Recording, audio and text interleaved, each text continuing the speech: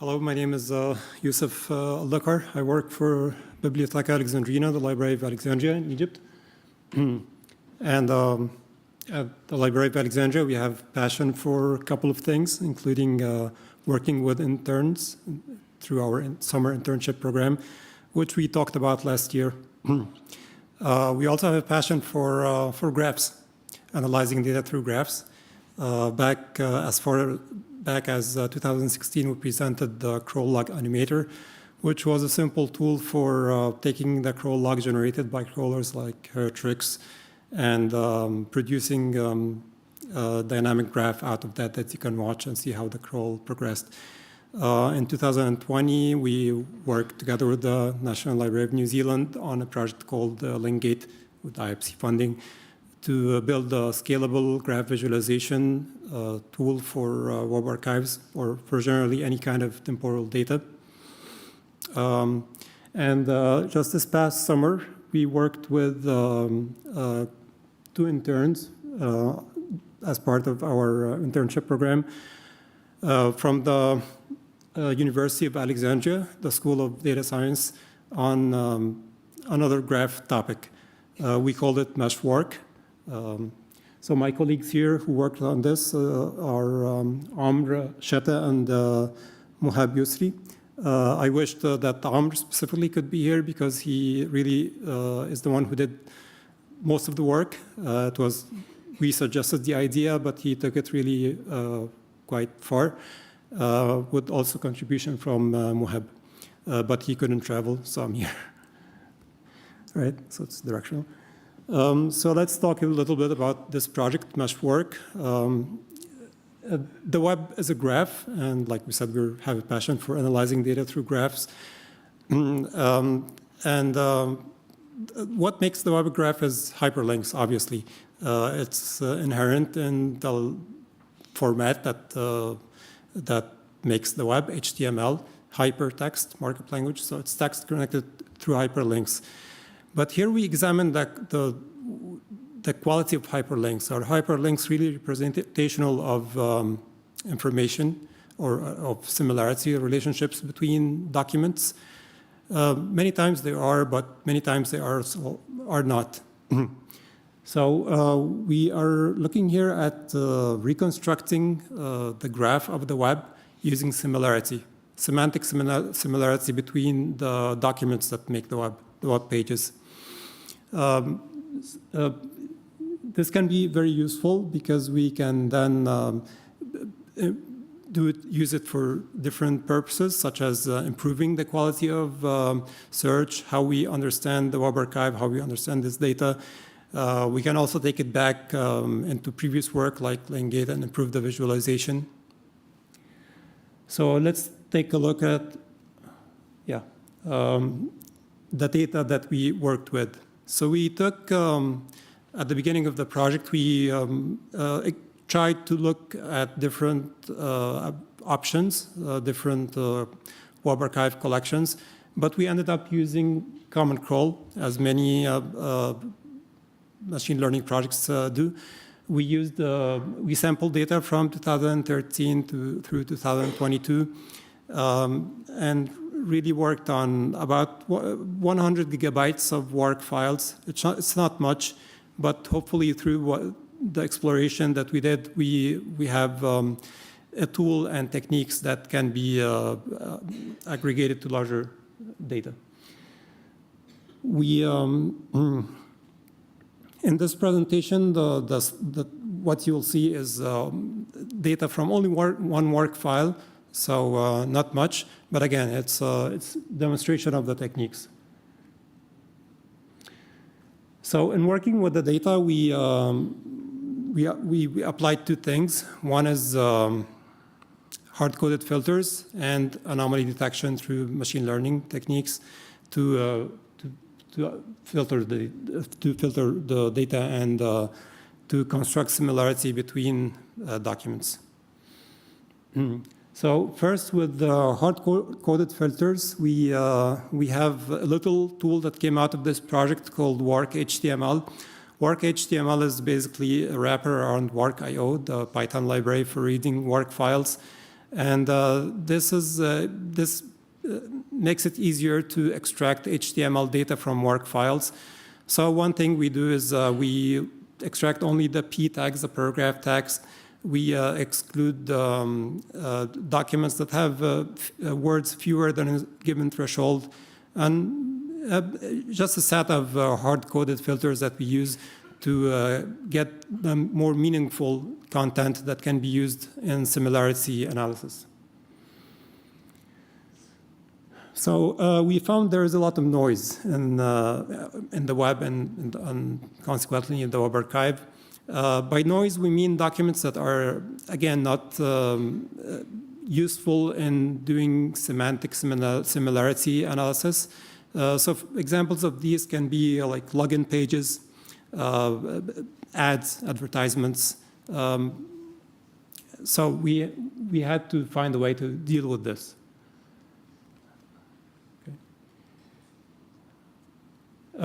So we past hard-coded filters, we moved on to anomaly detection. And for this, we would take each document and, as Saud very nicely explained, the process of vectorizing and producing embeddings from the documents. And then we can compare similarity using a technique called cosine similarity, which basically takes the angle between the two vectors that come out. And based on that angle, we can say how similar or dissimilar the content is. So this was initially what we wanted to achieve, simply to take the web and instead of relying on hyperlinks to navigate it or to look at it as a graph, to produce our own links that are based on similarity, how similar the documents are, as if the hyperlinks didn't exist at all. And then we can eventually compare that to the hyperlinks and see how close they are. So, but in doing that, we again run into the problem of noise, finding a lot of noise. But this technique actually helped us to eliminate the noise or to identify part of that noise. One way was that pages that are considered noise would be very closely similar, like login pages or error pages, 404 or soft 404s. They would be very, very similar. So we excluded those. We used the transformer model for the embeddings. Okay, so we got a graph that looks kind of like this. It has clusters in a way, but it's kind of a little bit messy still, or quite messy. So we needed to improve that. Right. So we used a technique, quite famous and quite well-cited technique called dbScan, which is density-based scalable clustering for applications with noise. And that gave us indeed better results. So we got a graph that looks like this with more defined clusters, better density. And there we go. We had essentially achieved our initial objective of having a new graph of the web based on similarity rather than on hyperlinks. But we wanted to improve the idea further, so we did topic modeling. So now we have clusters. It would be very useful if we could label the clusters or be able to say this cluster is about politics, this is about games, this is about sports. So topic modeling. So we used the BERT topic and with a few other techniques like dimensionality reduction using unified manifold approximation and projection. So tried different techniques to come to being able to extract or generate descriptions for the clusters. But we run into problems here still. dbScan is quite good algorithm, but with the type of data that we're dealing with, we're still not getting exactly what we wanted. Not very defined high-density clusters that we would like to see a representational of different topics.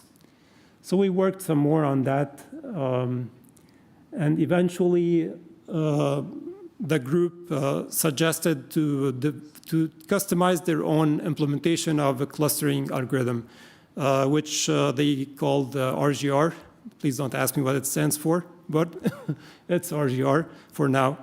This algorithm is also density-based, like dbScan, so it does not require us to initially tell it how many clusters we're targeting. It had to be insensitive to noise, be tolerant of non-Gaussian shaped clusters, and be scalable and mergeable. So this kind of tries to describe how the algorithm works. It basically takes 2 points, F and S, as commonly referred to when we're dealing with clustering, and tries to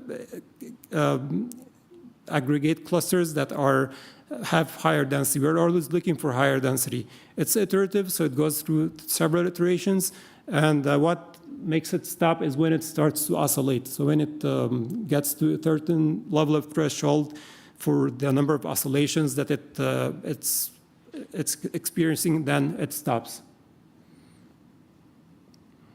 Okay.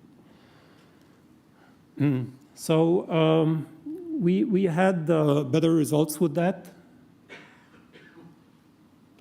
Let me go to here. Yeah. So now that we had a better way of clustering the data based on topics, we wanted to extract keywords that would represent that cluster of topic. So we initially tried CTF, IDF, term frequency, inverse document frequency, which is a way of trying to find the most significant words in a document. That gave us results, but we would see some words that were not quite representational of the topic. For example, we'd see like words like general words in a topic that would be better described otherwise. All right, so here we, one of the, Amr, he had worked previously on a passion project that he called Spotly. It's a browser extension that tries to highlight the most significant words in a document so that we can quickly skim over it and get like a summary out of it. So he incorporated the same techniques which rely on an attention matrix, basically looking for words that pay attention to other words and giving them scores. So for example here, if this shows how it works, it constructs an attention matrix and pools the multiple attention matrices and eventually constructs a context vector. So like an example here was, as we saw, was the quick brown fox. So 2 words here got attention thresholds above a certain level that were worthy of attention. So using that improved indeed how we produced the keywords.